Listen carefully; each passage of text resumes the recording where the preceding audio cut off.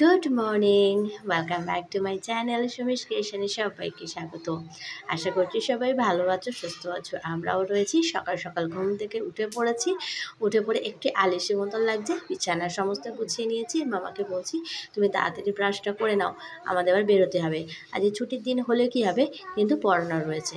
পড়ানোটা করিনি, কারণ অনেকটাই ছুটিটা আমি সামনে নেব। তো সেই কারণেই ভাবলাম যে এই ছুটিটা আমি দেব না, এই ছুটিটা করে নেবো আর মামাকে সঙ্গে করে নিয়ে যাব। কারণ বাবুর তো কাজ রয়েছে, বাবুকে তো আটকানো যাবে না। তো অন্যদিনে স্কুল থাকে, স্কুলে পৌঁছে দিয়ে বাবু বাবার মধ্যে চলে যায় কাজে, আমি আমার মতো পড়াতে চলে যাই, অসুবিধা হয় না। কিন্তু অসুবিধা হয় এই ছুটির দিনগুলো। যাই হোক, সদাপ্রভু যেন সবাইকে অনেক অনেক ভালো রাখে, সুস্থ রাখে, এই কামনা করলাম আজকে সবাইয়ের জন্য। আমাদের যেন আরও একটা নতুন দিন উপহার দেয়, এই কামনা সবসময় করে থাকি।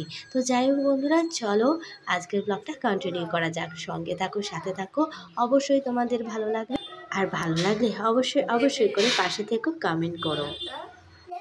দেবে দেবে বলতে হয়। আর এই যে মেয়েটা, আগে ঠিক তুমি তুমি করে কথা বলতো, কিন্তু স্কুলে যাওয়ার পরে যে বন্ধুদের সঙ্গে তুই তুই করে যে কথাটা শুরু হয়েছে, ব্যাস ও সেই বড়দেরকেও তুই আর ছোটদেরকেও তুই, দুটো যে আলাদা হয় সেটাকে কিছুতেই ওর মাথায় ঢোকাতে আমি পাচ্ছি না। তো চলো বেশি ঘুরেবেশি না করে, আর এই যে গাডারগুলোকে দেখো, আমি যত পরিষ্কার করে রাখি সেই গাডারগুলোকে নিয়ে ওর খেলা, কাগজটাকে মুড়ে দাও, আমার এই করতে করতে সকালের দিনটা শেষ হয়ে যায়, টাইমটা শেষ হয়ে যায়। চলো আজ আবার রং খেলা।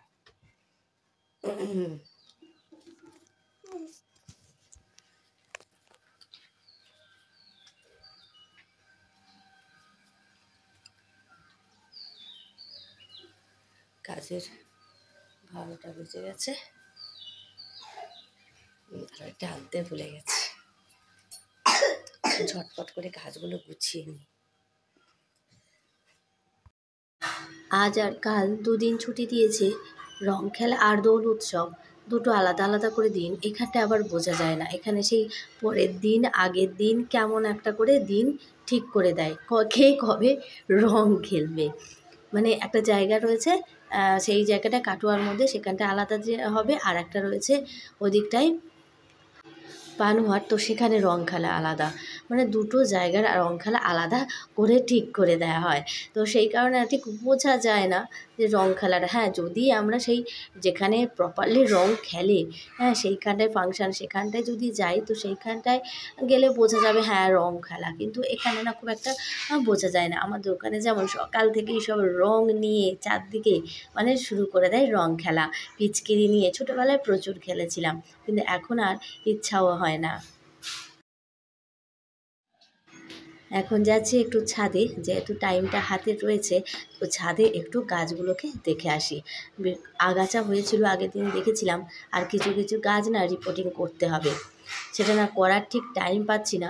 যখন টাইম পাই এত মানে রোদ ও ঝাঁঝা করে উঠে পড়ে না, আর ছাদে যেতে পারি না। না এই সকালবেলায় যা ভোরবেলাটাই ব্যবহার করা হয়, আর না হলে সেই বিকালের দিকে, আর বিকালের দিকে পড়ানো থাকে, আর ফিরতে ফিরতে ফের সন্ধ্যা হয়ে যায়, এসে কোনো রকমের জল দিয়ে চলে যায়, আর হয় না। আর যেহেতু মামার পরীক্ষা চলে আসছে আর মামাকে টাইম দিতে হবে, সেজন্য পড়িয়ে এসেই ওকে পড়ানোর একটা টেনশান থাকে। তারপর রাতের তো খাবার রয়েছে, বাবু বলে দিয়েছে যে আমার রাতের মধ্যে মানে রান্না করতে হবে না, আমার এই জল ঢালা ভাতই আমার মানে করে রাখবে। আর আমি তো খেতে পারি না, আমার তো গলা এমনিই তো ঠান্ডা লেগে যাচ্ছে, আর জল ঢালা ভাত খেলে আর দেখতে হবে না, গলা থেকে আর আওয়াজ বার হবে না। ওই যে মানে আগাছাগুলো তুলে দিলাম, আর মামাকেও দিল, মামার সর্দি, তো ও জল ঢালা ভাত খেতে পারে না। বাবু জল ঢালে না, ওই যে পোস্তটা নিয়ে আসে, বেটে নেয়, পেঁয়াজ দেয়, দিয়ে আলু ভাতেটা মেখে নেওয়া হয়, তারপরে বাবু ওইটা দিয়ে খায়। আর যে আলু থাকে বা আলু তরকারি থাকে, তো সেইটা দিয়ে আমি আর মামা খাই। কখনো ডাল থাকে, তো সেইটা দিয়েই আমি আর মামা রাতে মুড়ি খেয়ে নিই। মোটামুটি এখানে কাজ শেষ, এবার নিচে দিয়ে রেডি হব। চলো এবার নিচের দিকে যাই।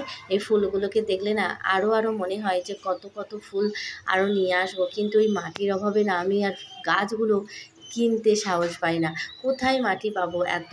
তবুও তো আনাজের খোসাগুলোকে জোগাড় করে করে অনেকটাই করেছি, আর মাটি অল্প একটুখানি দিয়ে গাছগুলো লাগাই। কি সুন্দর সর্ষের ফুলগুলো হয়েছে, কালারটা কতটা মিষ্টি। আর এদিকে আমার বেলি ফুলগুলো বেশ সুন্দর। আমিও না শুনে শুনে বেলি ফুল বলে ফেলি, আসলে তো এটা বেল ফুল।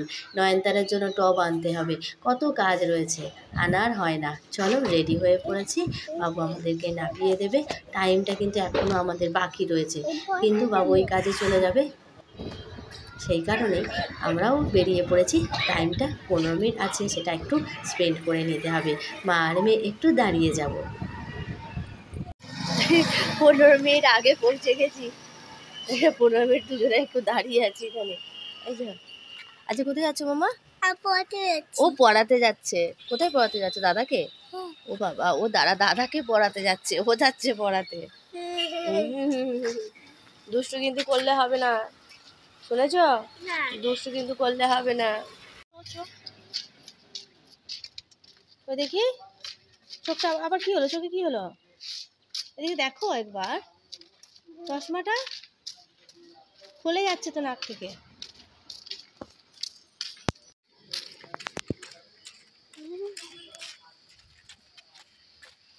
দুষ্টুমি, সরে আসে, ওদিকে ড্রেন আছে, ড্রেনে পড়ে যাবি। পড়াটা কমপ্লিট করে হেঁটে হেঁটে আসার সময় তখন ওই ভিতরের রাস্তা দিয়ে আসতে গিয়ে একটা মিষ্টির দোকান পড়ে, তো সেখান থেকে একটু কচুরি নিলাম। বেশ ভালো লাগে হোলির দিনে, এটাই যেন বেস্ট।